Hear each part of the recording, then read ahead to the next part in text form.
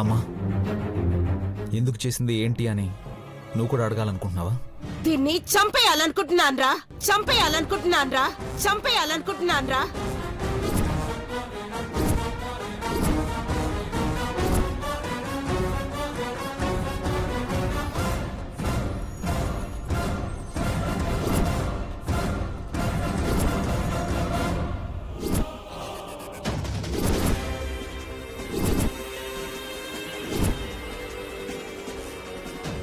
ఏం చేసినా నా ఇష్టం, ఎవరేమన్నా ఏమీ చేయలేరన్న పొగరు ఎక్కువైపోయింది దీనికి.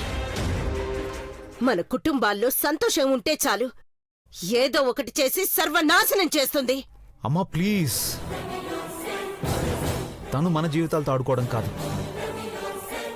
మనమే తన జీవితంతో ఆడుకుంటున్నాం. ఎవరినో నిందించడానికో మనల్ని విడదీయడానికో చేస్తుందనుకుంటే ఆ పని ఎప్పుడో చేసుండేదమ్మా. ఇన్ని బాధల్ని ఇన్నాళ్ళు మౌనంగా భరిస్తూ ఉండేది కాదు. అసలు ఈ డిస్కషన్స్ గొడవలు ఇంకేమీ వద్దమ్మా. అసలు ఇదంతా ఎందుకు జరిగిందో తెలియదు కానీ ఒక రకంగా మేలే జరిగిందమ్మా. మమ్మల్ని ఒక్కటి చేయడానికి ఆ దేవుడే ఈ నాటకం ఆడించాడనిపిస్తోంది. ఇప్పటి వరకు నేనే నా మనసులో ఉన్న ప్రేమను చెప్పాను, కానీ ఇప్పుడు జరిగిన ఈ సంఘటన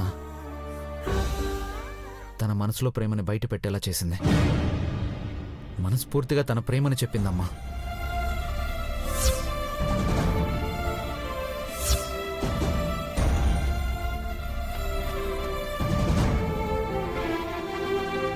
ఇప్పుడు మా బంధం పరిపూర్ణమైంది. ఇక ఎప్పటికీ విడిపోనంత గొప్పదైంది. మా మనసులు ఒక్కటైపోయాయి, మేము ఒక్కటైపోయాం.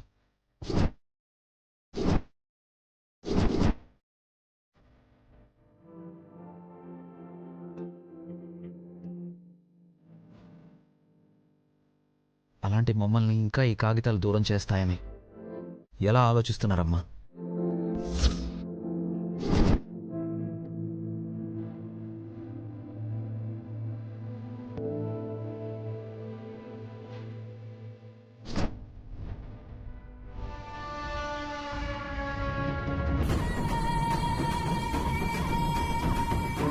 మధు, మధు, మధు, మధు, మధు.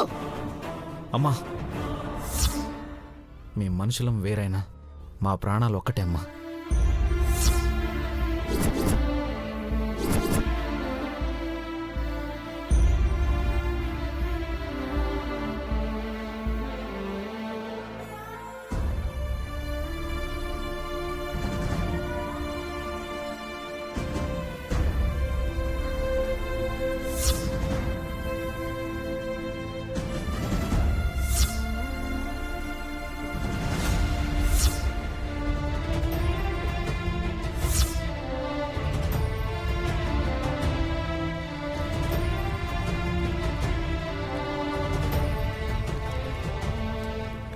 ఇప్పుడు నేను తగలబెడుతుంది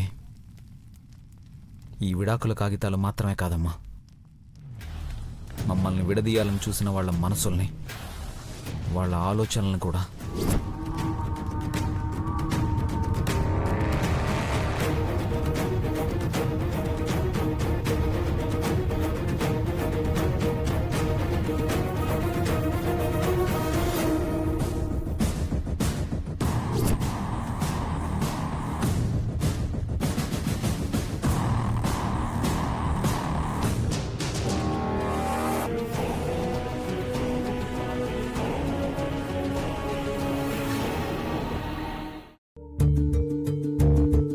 వదిలి నేను ఉండాలనుకున్నా విధి ఉండనివ్వట్లేదు. పెద్ద మనసు చేసుకుని ఆశీర్వదించండి అమ్మా.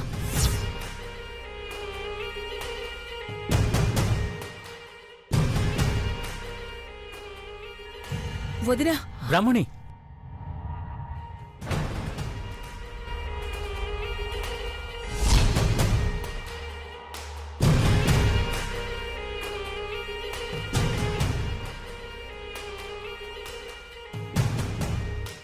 తను కోపంగా ఉన్నా అమ్మ ఆశీర్వాదాలు ఎప్పుడూ ఉంటాయిలేరా.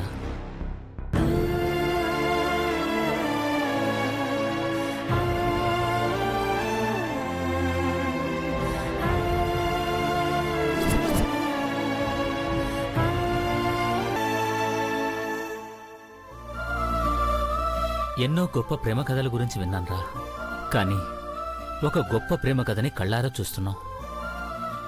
ఆ అదృష్టం మీరు మాకు కల్పించారు. బాగుంది మామయ్య.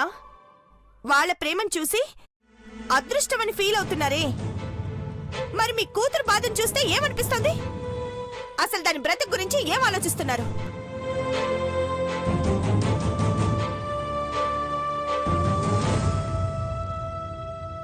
ఏం ఆలోచించారు సరియో?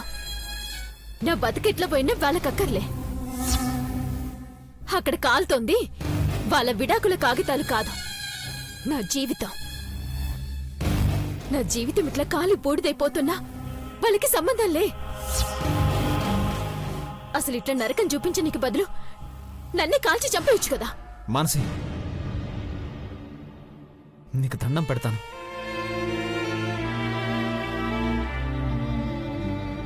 పోనీ నీ కాళ్ళు పట్టుకోమంటావా? ఏం చేస్తే నీ మనసు మారుతుంది? ఏం చేస్తే నువ్వు అర్థం చేసుకుంటావో చెప్పు.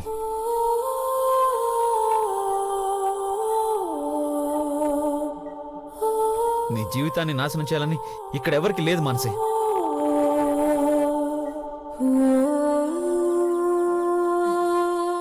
మనం అనుకున్న ప్రతిసారి మనకి రెండు దారులు కనిపిస్తాయి. ఒకటే, దానికి ఎవరో కారణం అని చెప్పి వాళ్ళ మీద పగ ప్రతీకారాలతో రగిలిపోవడం. రెండు, అంతకన్నా మంచి జరుగుతుందనుకుని ముందుకు వెళ్ళడం. మా అందరి దురదృష్టం కొద్దీ నువ్వు ఆ మొదటి దారిని ఎంచుకున్నావు.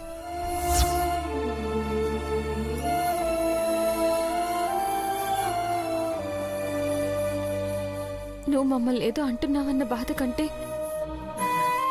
ఎక్కడ నీ జీవితం నాశనం చేసుకుంటావోనన్న బాధే ఎక్కువైపోతుంది మనసే. దయచేసి అర్థం చేసుకో. నువ్వు సంతోషంగా ఉంటేనే మేమందరం సంతోషంగా ఉండేది. పీకల దాకా మెక్కినోళ్ళకి కడుపు మండే వాళ్ళ బాధ గురించి ఎట్లా తెలుస్తుంది? ఆ కడుపు మాడినప్పుడే తెలుస్తుంది. నీకు తెలిసే టైం వస్తుంది. మానసి, ఏంది నాన్న చెప్పండి. నా జీవితాన్ని నాశనం చేసింది కాక నీతులు చెప్తా ఉంటే మండిపోతుంది ఇక్కడ. నాకు కావలసింది చేయనప్పుడు ఏది చేయాలో అన్న ఉచిత సలహాలు ఏమి ఇవ్వకర్లే. ఏం చేయాలో ఎట్లా చేయాలో నాకు బాగా తెలుసు. మాన్సి, మాన్సి, మానసి,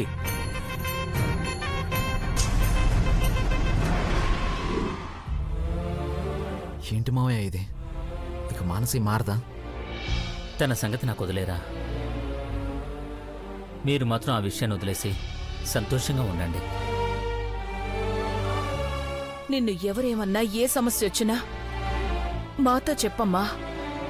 మళ్ళీ ఇలాంటి పిచ్చి పనులు ఎప్పుడు చేయొద్దు. సరే, వెళుస్తాం మావయ్య. అలాగే. వెళుస్తాం అత్తయ్య.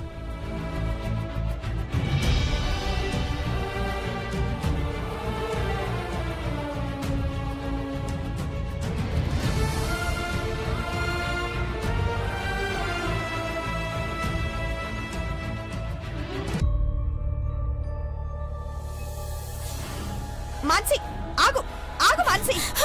ఏంటి మాన్సి ఇది? ఎందుకు అంతలా రియాక్ట్ అయ్యావు? ఎందుకంత ఆవేశపడ్డావు?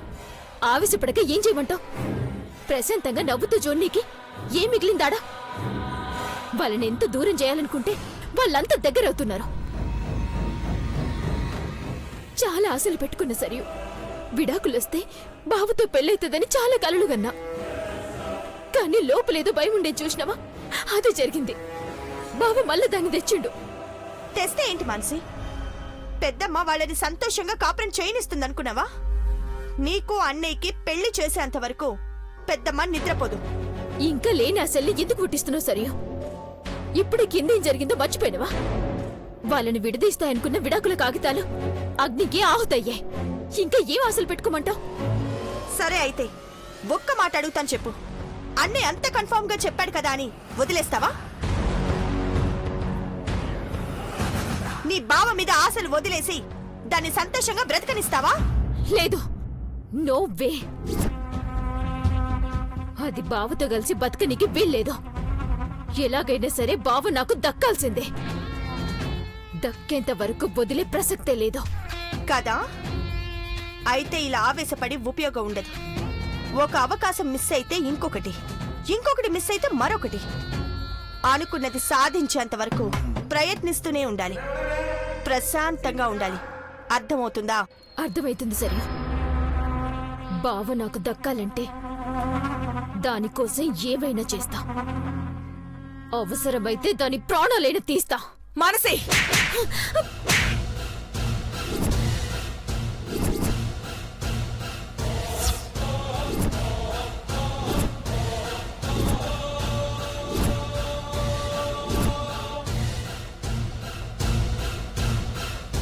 పిచ్చి పట్టిందే నీకు?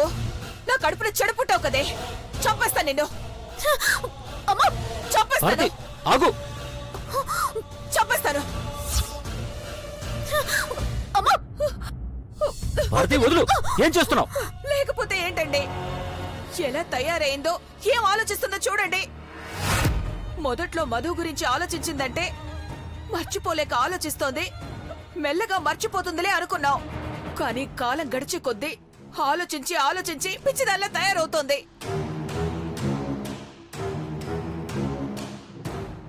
చూసావుగా వాళ్ళని? వాళ్ళిద్దరు కాదు, ఒక్కటే. చావు కూడా విడదీయలేదు వాళ్ళని.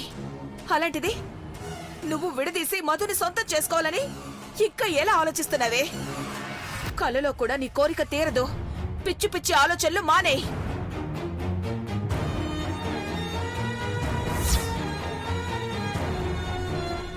ఇప్పటి వరకు జరిగింది చాలమ్మా. ఇక ఈ విషయం గురించి ఎలాంటి గొడవలు జరగడానికి వీల్లేదు. వాళ్ళ బతుకు వాళ్ళని బతకనివ్వు. ఇక అన్నీ మర్చిపోయి నువ్వు కొత్త జీవితం ప్రారంభించాలమ్మా. నీకు సంబంధం చూశాం. రేపే పెళ్లి చూపులు.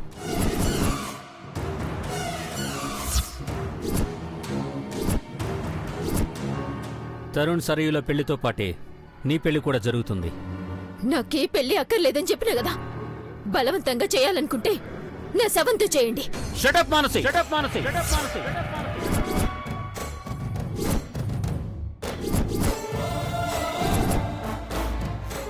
ప్రతి తండ్రి తన పిల్లలకు ఫ్రీడమ్ ఇస్తాడు.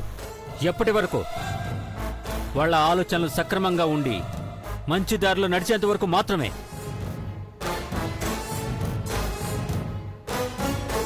కానీ దారి తప్పారని తెలిస్తే తిరిగి దారిలో పెట్టడానికి తనకి నచ్చింది చేస్తాడు.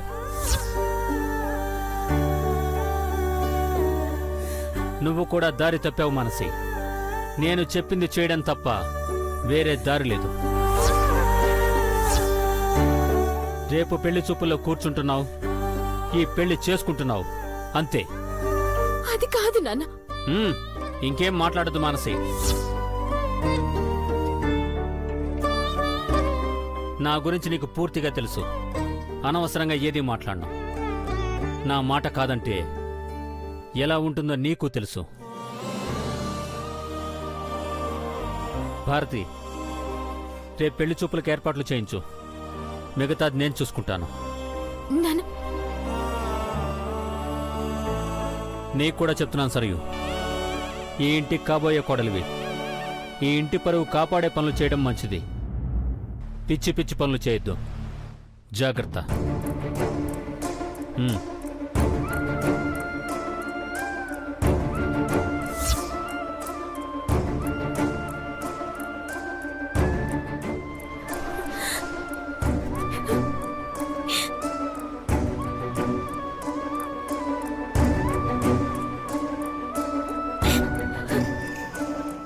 అవుట్.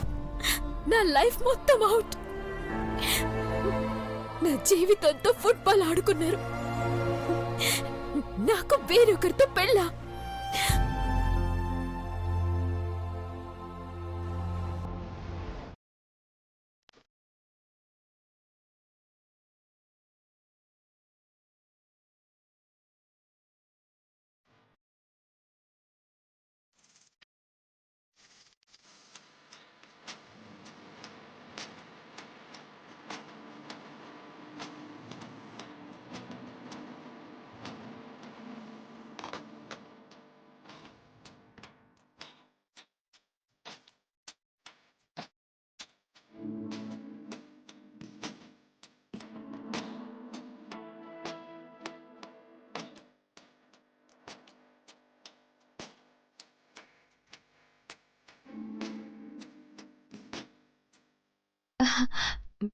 మాధు గారు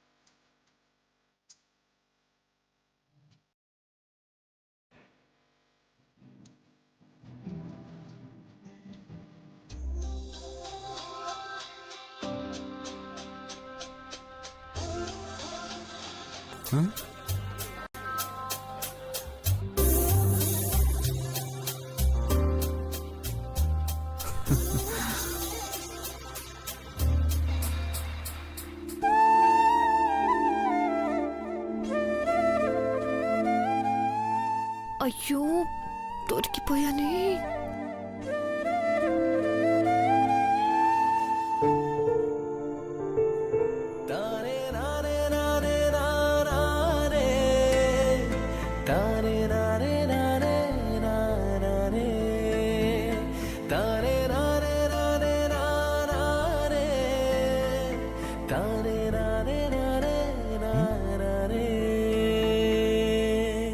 ఏం లేదు, ఇప్పుడే స్నానం చేసి వచ్చాను కదా, కొంచెం చలిగా ఉంటే. నీకు విషయం చెప్పనా? ప్రేమను పొందడం ఒక మధురానుభూతి అయితే అదే ప్రేమను ఇలా దాచి దాచి కొంచెం కొంచెంగా బయట పెడుతుంటే ఆ అనుభూతి ఎలా ఉంటుందో మాటల్లో చెప్పలేం. అనుభవించే మనసుకు మాత్రమే తెలుస్తుంది.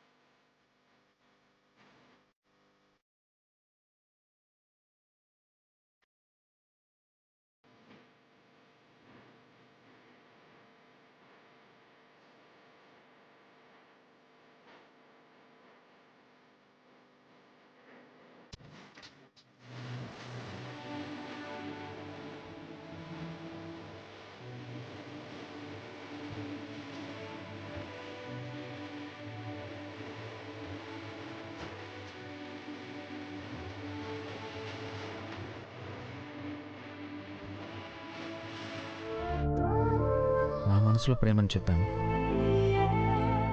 మరి